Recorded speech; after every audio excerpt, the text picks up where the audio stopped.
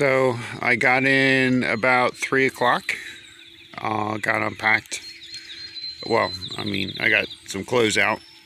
Just climbed in there, set up the little cot with the sleeping bags right there, and pretty much just crawled into bed, went to sleep. So now I'm gonna start unloading the truck. There's some things I want to get. There's some bugs on the floor, so I want to get a like a broom and some other odds and ends, so I can kind of clean up a little bit and then get started.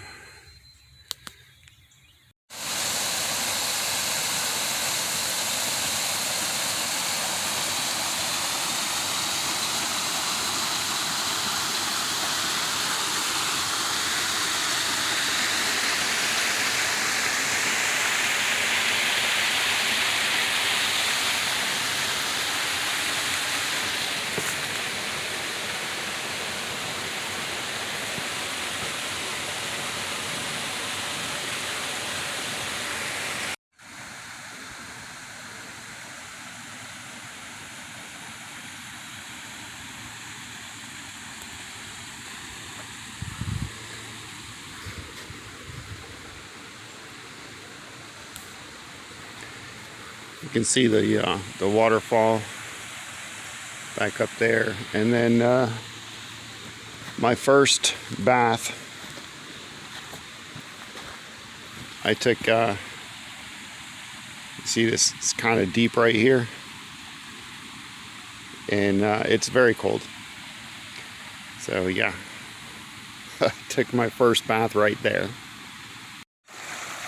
Now my second bath, I took right here because it's a little bit shallower. I mean, there's a little bit of a beach, but there's just a lot of little rocks down there. The other one had more sand, but it was a lot deeper. So you can see this side. Now the property on the right does not belong to me, and the property on the left does, which mostly a lot of trees, and it's been logged at some point. And I think a lot of it used to be pasture, to be honest, but this part has grown up.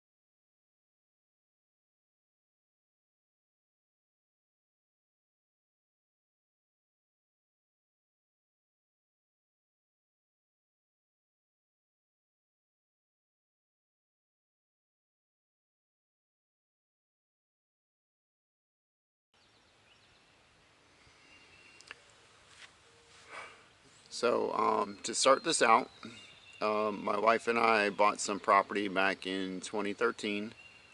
In Kentucky, it was 16 acres. There's a couple creeks and a waterfall, and the front part of it is 3/4 of it is pasture.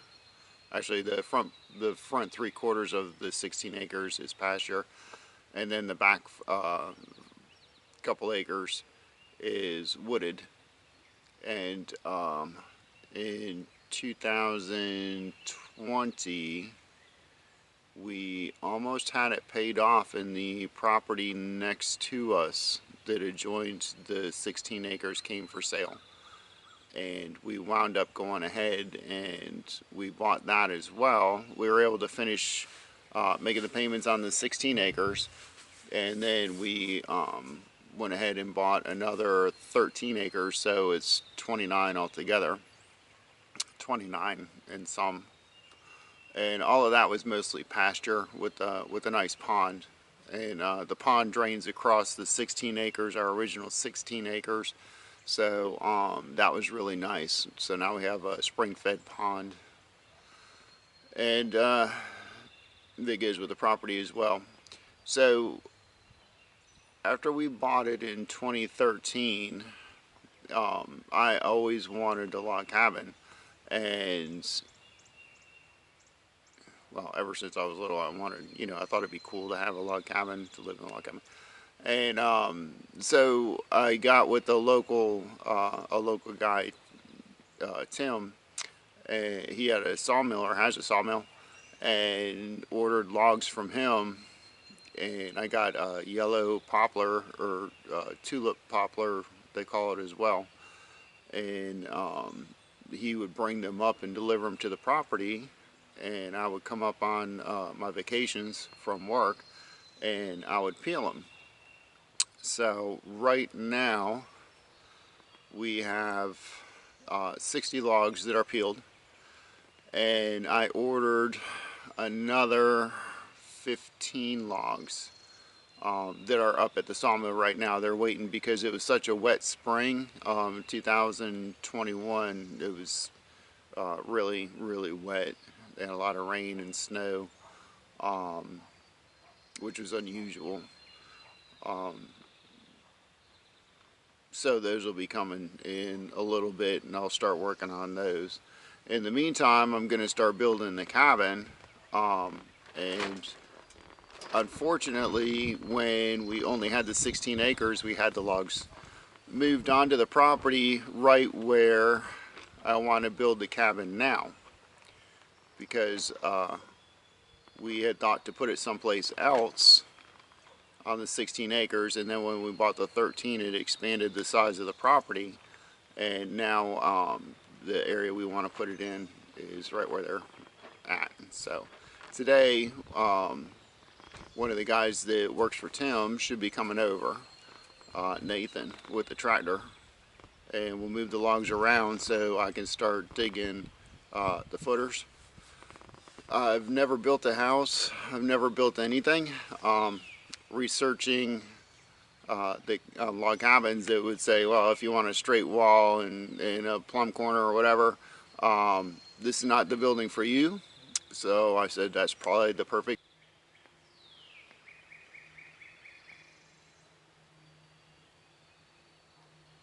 So I'm gonna try and do this while I walk and talk here.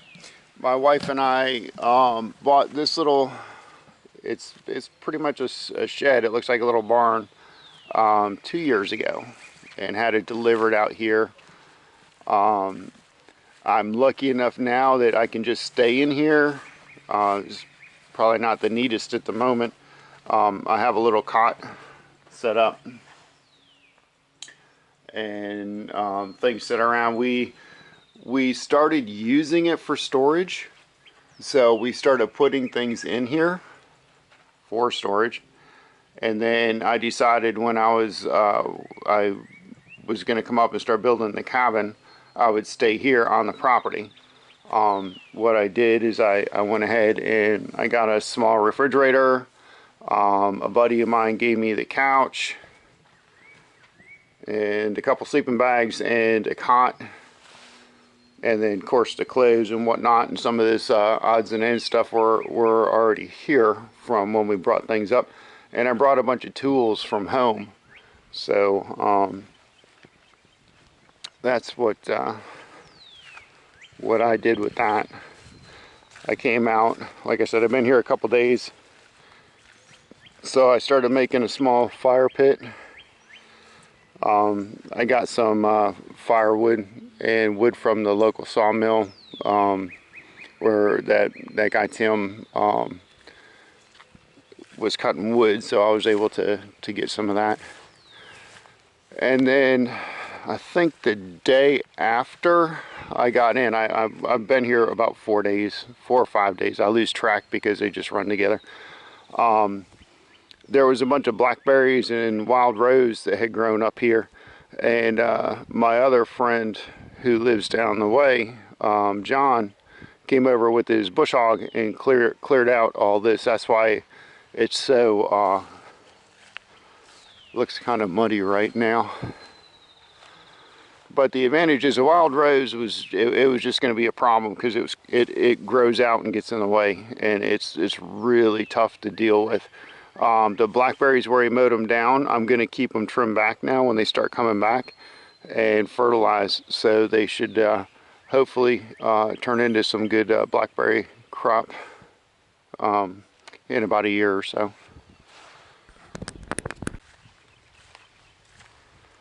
So I'm walking up to our logs now so you can see them. I actually have other video of myself peeling these.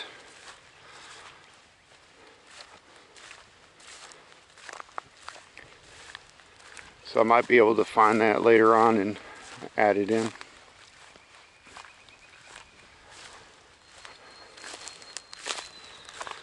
So this is how they're stacked right now. You'll notice I have some burn spots. I had to pull some weeds that had grown up around the edges.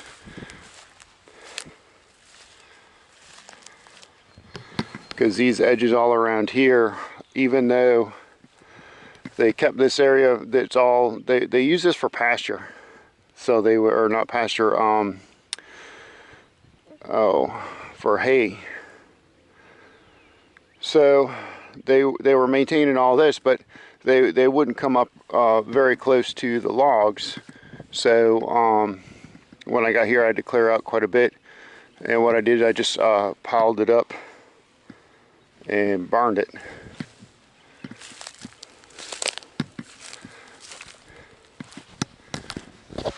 I'm sorry if there was noise there. That one little leg on my tripod bangs around.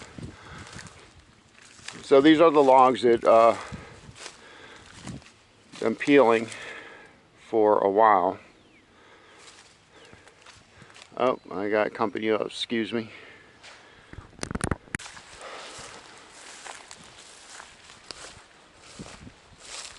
I think I was okay.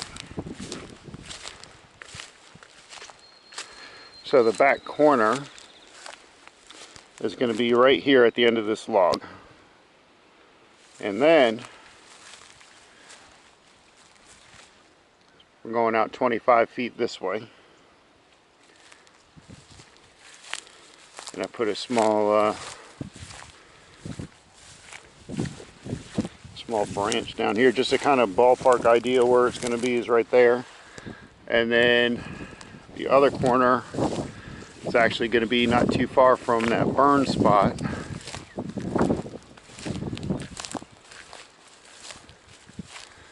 Over here. Here it is. So we will face out this way. And that will be the view. So this will be the front of the cabin right here. I do plan to put a porch on. So we'll be out. This will be the front view.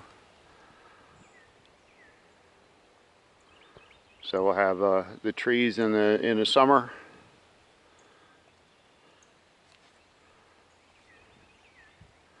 And then in winter is going to be pretty close to what you see now. There's a little green on the trees, but everything's still down. It's now April 13th? I think it's the 13th, April 13th. So pretty soon, I think within the past couple days, most of these trees have gotten green on them since I've gotten here. Like I said, I think that was 4 days ago.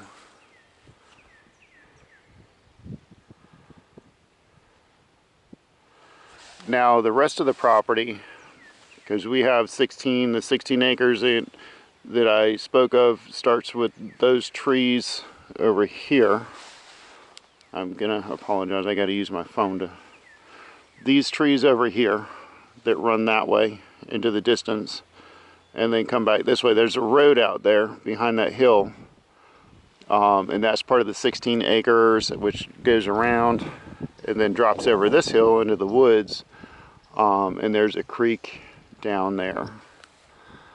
And then the other 13 acres that came up did not include this field right here. I kind of wish it did, but it belongs to a different person. But there's a tree line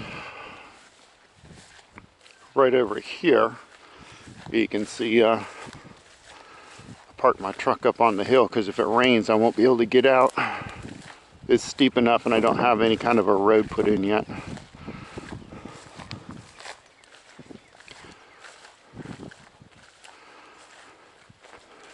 Past this big tree, you can see, am I pointing to the big tree here? Okay. Past this big tree, in the distance there, you can see, I think you can see a little truck.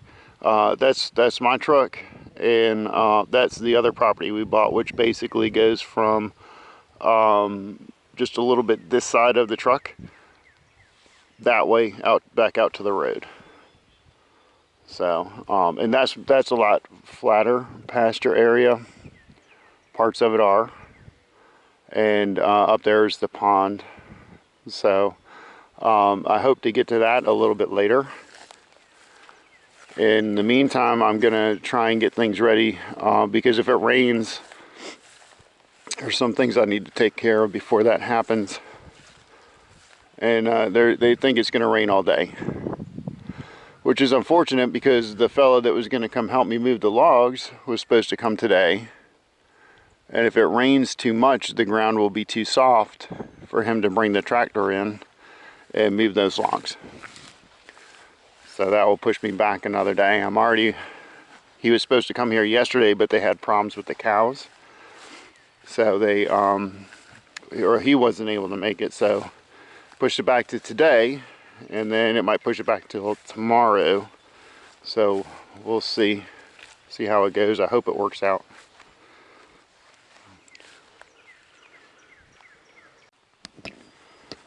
So also to explain, I have a generator that I use. That seems to be a lot better or easier for me because I have a refrigerator, a small refrigerator like you'd put in like a college dorm or something. So I use that to keep my food in. And I use the generator because town is about 30 minutes away. And instead of trying to keep ice in a cooler, because the ice always leaks and you wind up losing your food, it's a lot easier for me just to plug in the generator twice a day, drop the temperature down in the refrigerator, and it seems to be keeping the food fairly well. I made this little table. I got some wood from the same guy that I bought the logs from, had the sawmill up there, so I went by and they had some scrap wood out. And so I picked through it and got some scrap wood and made a little table. And just kind of let you know, this is MSR pocket rocket I use for when I go hiking. So that's what I've been using to cook some of my food. I have the Pinnacle Duelist that has the cup and all that kind of stuff as well. And my wife has luck winning things, so she won a little coffee thing, so that came with me. I think it's a French press. That came with me as well. So that works out, the little blue awning, keeping things under the shade when it's sunny, which hasn't been that often lately. So that's it. I'm gonna get a couple things done right now, and I'm gonna go back up to the, walk way back up to the wood pile because I left my coffee up there. Then I'll come back down here and start working on things before it starts to rain. And then if it rains, I might go into town. I parked my truck up there because you can see when my friend came here with his tractor and cleaned up all the blackberries and roses, the tractor softened the ground a good bit. And then after that it rained, and you can see these tire tracks. These are me trying to get out all at the same time. I thought I was gonna be stuck here. And after that, then I started parking up by the woodpile, which hasn't been a problem as long as it's dry. And usually by 11 o'clock in the afternoon, whatever dew's on the ground is dried off, which allows me to just drive up there. But if it's gonna rain, I can't park there because there's enough of a rise over there. I don't know that if I'll make it or not, and I really don't want to take that chance. I don't want to get stuck here if I'm trying to leave. So I just started parking up on top of that hill over there, which really isn't a problem. I don't mind the walk, I need it. So in my job, it's pretty sedentary. I need all the exercise I can get, and that's gonna help a lot because you don't have a choice. If you want to leave, you got to go walk out there to get to your car. You don't have a choice. It kind of makes you do it. So or it could dissuade you from going into town if there's nothing really pressing and you just want something to do. So anyway, we'll call that a day for now.